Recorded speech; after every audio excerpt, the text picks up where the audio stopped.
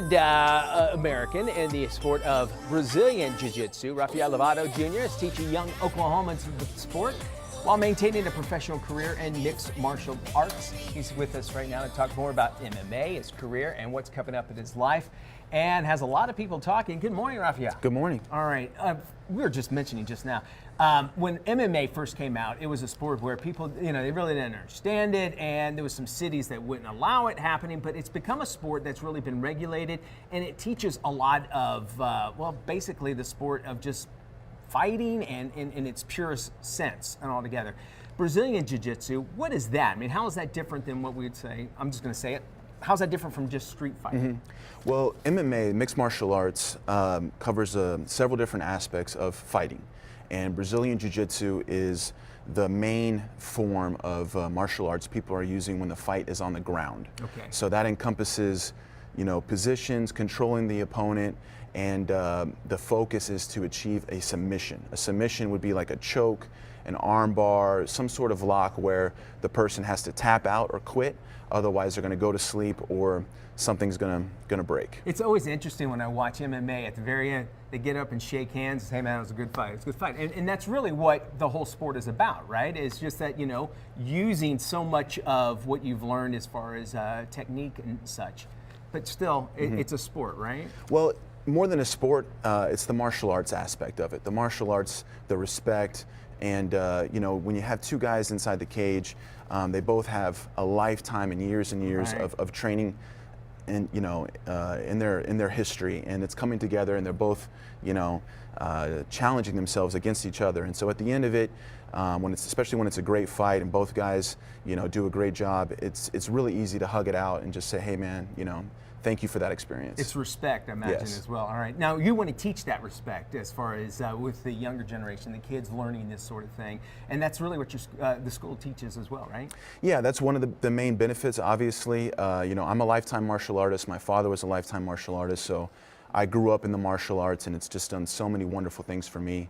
We have children and adults that have been with us for years and years and years and years.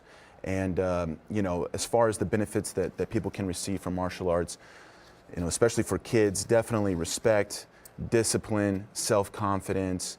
They become part of a family, make friends, and, it keeps people moving, you know what I mean? Just going to the gym and working out and doing machines and things like that isn't always the funnest thing to do. But with martial arts, you get to move, you get to work out, you get to learn, make friends, smile. And, at the same time, you learn some cool things. Teach some discipline as well. We saw some pictures here, you and your father there, and that trophy looked taller than you did at the time here. But that is something that it really does teach altogether, and it's that respect. And I think that's something that maybe some families might really want their child to go through, is learning more and more about that respect. Oh, 100%. I mean, it's amazing the sort of testimonials and feedback that we get from parents. Kids who weren't making such good grades before all of a sudden are. They're taking upon themselves to clean their bedrooms and do chores, and yes sir, yes ma'am, and that sort of stuff is priceless for us. I'm so glad you said the yes sir, yes ma'am thing, because I've been teaching my boys that. When I lived out west, we had a waitress say, you don't have to call me ma'am, and I'm like, no, actually he does, and because it's teaching, he's trying to show you that respect. It's a great aspect of it. And you've got a big match coming up this weekend, right? Yeah, that's right. Friday night, I'll be fighting for Bellator, which is a That's a big deal. Yeah, it's a big promotion.